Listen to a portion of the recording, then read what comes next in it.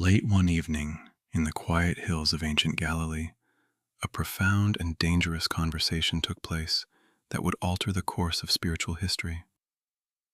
Jesus sat closely with his inner circle of disciples, reading carefully from ancient parchment scrolls. The flickering firelight danced across the heavy Hebrew letters as they studied a terrifying passage in the book of Exodus. It was a text where the deity commands the Israelites to lay waste to entire cities. Men, women, children, and livestock leave absolutely nothing alive. The violent words hung in the cold night air like dark smoke. Peter looked up from the scroll. His face was pale, his expression deeply disturbed.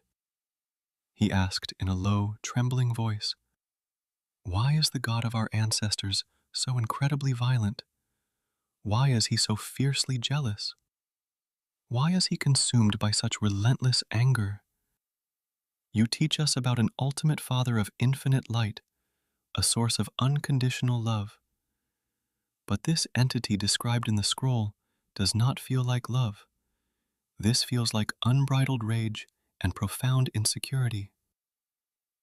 Jesus closed the scroll slowly.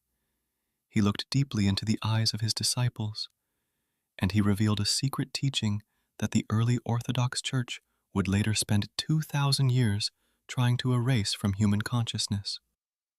He told them, "That is not the ultimate Father. That is not the supreme source of the universe.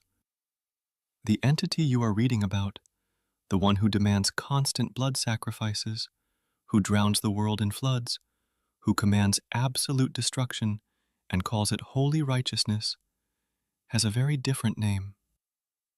In the hidden texts of the Gnostic mystics, he is called Yaldabaoth, the Demiurge, the chief architect of the lower material prison. And he has been deceptively pretending to be the Most High God since the dawn of this physical realm. Here is the core, paradigm-shifting idea. The being depicted throughout the Old Testament, the one consistently displaying extreme wrath, petty jealousy, and a demand for absolute obedience, is not the ultimate creator of the cosmos.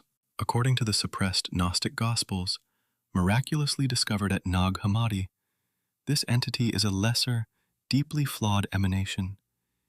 He constructed the dense physical world, while the true, infinite source, known simply as the monad, exists entirely beyond it in a higher realm of pure spiritual fullness called the pleroma.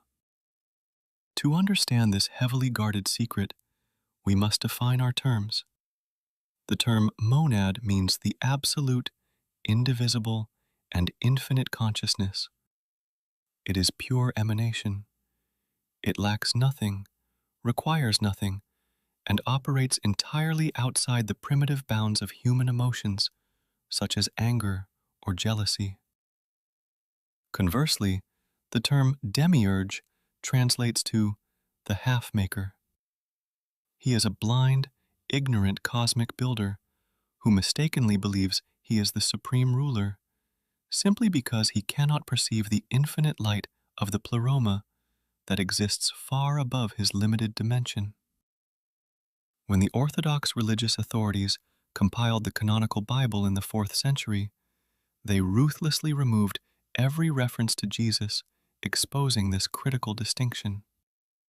They burned the Gnostic texts and silenced the mystic teachers who preserved this esoteric knowledge. They understood the existential danger of this truth. If humanity suddenly realized that the deity demanding their constant fear and blind obedience was actually the demiurge, the entire global system of religious control would collapse overnight. There would be no more crippling guilt, no more terror of divine retribution, because that angry, controlling entity was never the ultimate God. He was the false architect, and Jesus deliberately came to expose the grand illusion. This ancient spiritual deception works through specific, identifiable, psychological, and structural mechanisms written directly into the canonical texts. Once you understand the architecture of this control system, you can see the undeniable signature of the Demiurge hidden in plain sight. It operates primarily through 5 distinct mechanisms. First, the mechanism of divine jealousy. Second, the deliberate creation of dualistic evil. Third, the requirement of energetic blood sacrifice. Fourth, the implementation of generational punishment. And fifth, absolute cosmic ignorance. Let us critically analyze the first mechanism. It works through the implementation of divine jealousy. In the book of Exodus, chapter 34, verse 14, the text explicitly states, "For you shall worship no other God, for the Lord whose name is jealous is a jealous God." Let us examine that statement. Whose name is jealous? The entity does not simply experience a temporary moment of envy. Jealousy is his very identity. It is his core nature. From a psychological perspective, jealousy is absolutely not a divine attribute. It is a lower biological emotion rooted entirely in fear, insecurity, and scarcity consciousness. The true monad has no scarcity. The monad is infinite and all-encompassing. There is literally nothing in the entire cosmos for the monad to be jealous of, because nothing exists completely separate from its infinite consciousness. Infinite light does not compete for attention. It simply exists in perfect fullness, eternally radiating without the slightest need for external validation. But the Demiurge is fiercely jealous because he knows he is a fraud. He knows there is something vastly more powerful and pure beyond his material matrix. He is terrified that if human beings, who carry a hidden divine spark of the true Father, suddenly discover the actual light of the pleroma, they will immediately stop worshiping him. Therefore, he aggressively demands exclusive devotion. He threatens violent punishment for acknowledging another spiritual concept. That is the pathetic desperation of a cosmic dictator maintaining control over his domain. Jesus recognized this mechanism instantly, pointing out that this was the voice of the Archon, trying to keep humanity spiritually asleep. Now, let us move to the second mechanism of control. It works through the deliberate creation of evil and suffering. In the book of Isaiah, chapter 45, verse 7, the entity makes a startling admission. The text reads, "I form the light and create darkness. I make peace and create evil. I, the Lord, do all these things." Listen carefully to the supreme arrogance of that text. The Demiurge openly admits that he creates evil. He does not offer the excuse that evil exists merely as a consequence of human free will. He explicitly takes full credit for being the primary architect of evil itself. The ultimate monad, the true source, does not create evil. The monad is pure, unadulterated consciousness and infinite love. It does not operate in the primitive realm of duality. Good and evil, light and dark, pleasure and pain, these are entirely artificial constructs of the dense material universe. They are the walls of the physical prison that the Demiurge constructed. And in this passage, the entity confesses that he is the grand architect of both sides of the chessboard. He is the one actively maintaining the endless system of opposing forces. The constant dialectic trap. God versus Satan. Good versus evil. Light versus dark. This dualistic mechanism is intentionally designed to keep human consciousness perpetually trapped in a state of conflict and confusion. Trapped in the exhausting belief that you must constantly fight in a never-ending cosmic war. But the profound truth Jesus taught was that there is no war within the monad. In the highest spiritual reality, there is only perfect unity. The Demiurge purposefully created the illusion of separation, engineered the conflicts of the material world, and then offered himself as the authorized savior to the problems he meticulously designed. But the psychological manipulation of duality is only the beginning. The third mechanism reveals the true, terrifying reason why this material realm was constructed. The secret lies in the blood. The third mechanism of control works through the absolute requirement of blood sacrifice and energetic harvesting. This dark concept is woven deeply throughout the foundational structure of the Old Testament. The book of Leviticus is, in its pure essence, a highly detailed manual for ritualized animal slaughter. It contains specific instructions on exactly how to kill the animal, drain the lifeblood, and burn the offerings on the altar to produce smoke. Repeatedly, the text states a disturbing phrase. It says, "The smell of the burning flesh is a pleasing aroma to the Lord. He deeply enjoys it. He absolutely requires it in exchange for the forgiveness of sins and maintaining his strict covenant." We must ask a rational question here. Why in the universe would the supreme creator of the cosmos need the smell of burning animal flesh to be appeased? Why would infinite love demand death? The Gnostic analysis provides a chilling answer. It suggests that the archons, the parasitic rulers of this lower material plane, actually feed on lower density emotional energy. They cannot generate their own light, so they must harvest the fear, the pain, and the raw biological life force that is violently released when a living creature dies. In esoteric studies, this concept is referred to as generating louche. The ancient sacrificial temple system was not a place of holy worship.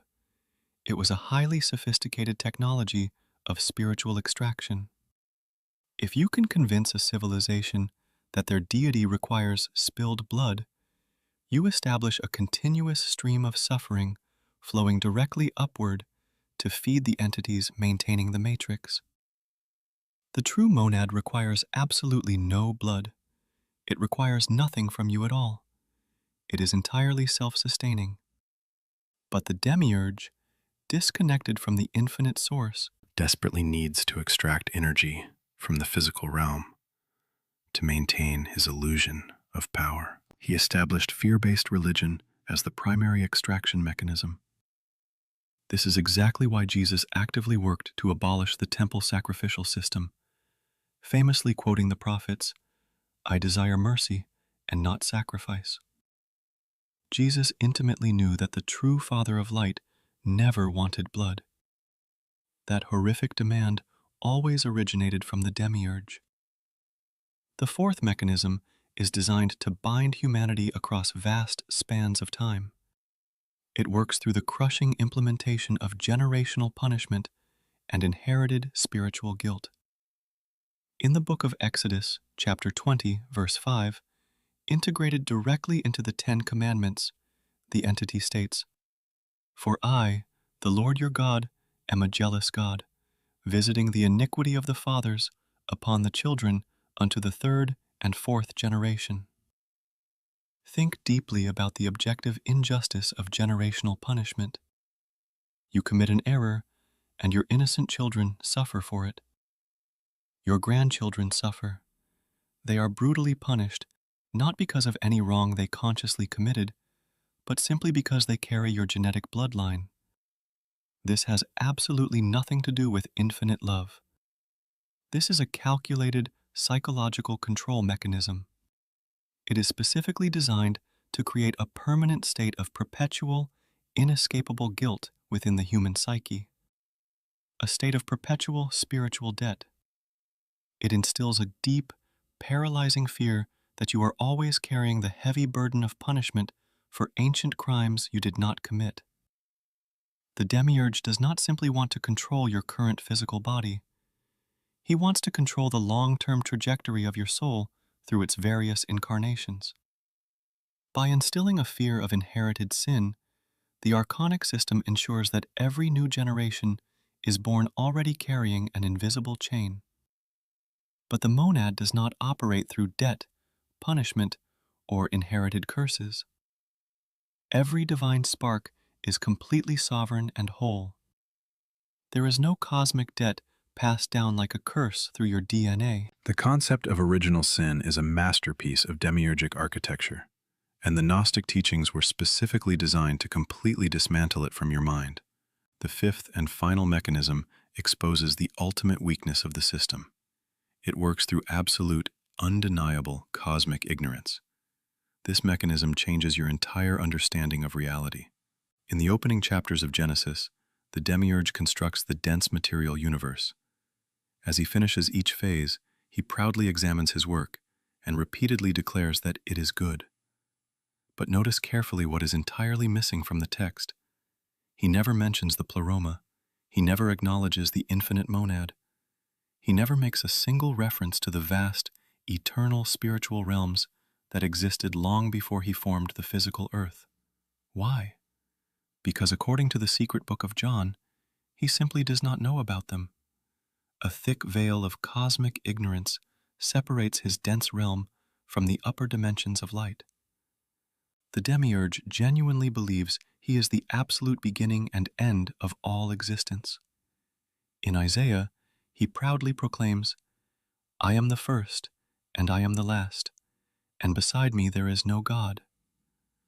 But the suppressed Gnostic scriptures reveal the tragic irony of this arrogant statement. He is not the ultimate source. He is merely an accidental emanation, a flawed byproduct of a cosmic anomaly. He is so profoundly limited in his spiritual awareness that he does not even comprehend his own limitation. This absolute arrogance, combined with blinding ignorance, is the undeniable signature of the Demiurge. He is a false deity who does not realize he is false. The ancient Gnostic scholars gave him fitting titles, calling him Saklas, the fool, and Samael, the blind god.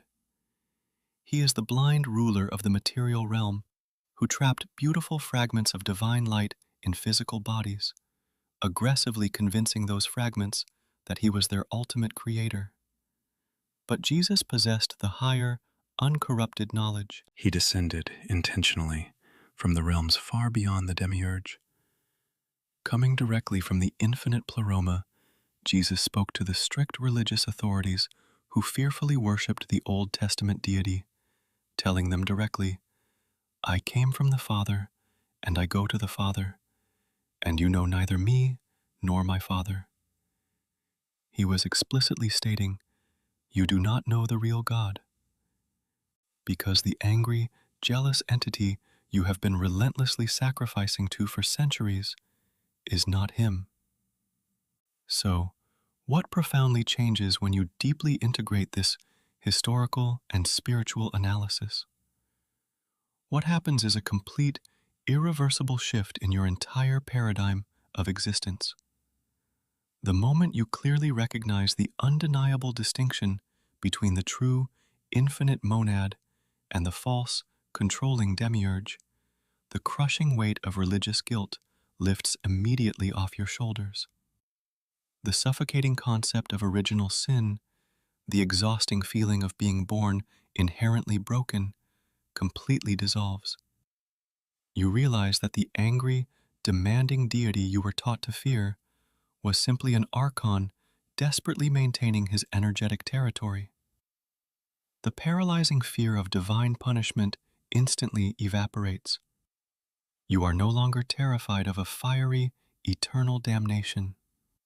You are no longer spending your precious life force anxiously seeking the transactional approval of an insecure deity.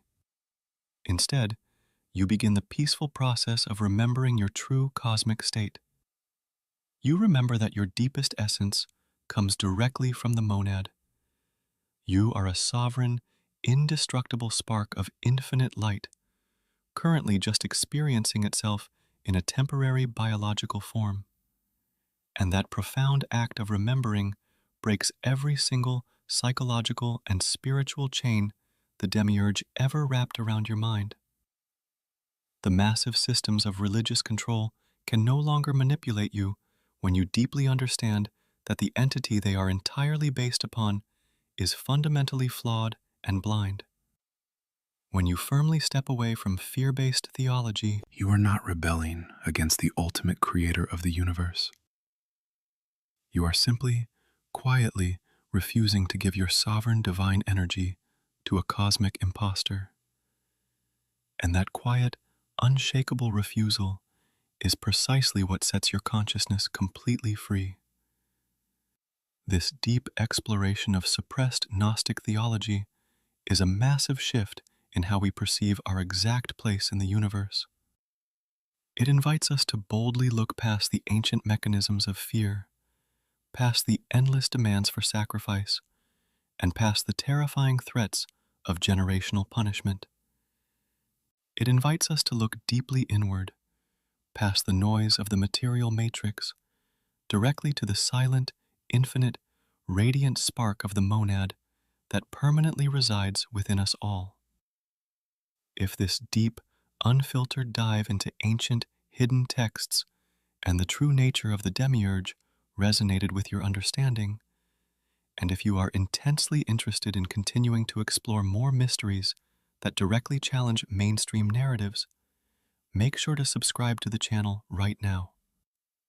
Leave a comment below sharing your own thoughts and realizations on the profound distinction between the Demiurge and the monad, and how this perspective changes your view of history. Share this detailed analysis with those who are truly ready to question the established structures of reality. Thank you for boldly seeking the truth, and always keep exploring the infinite light within.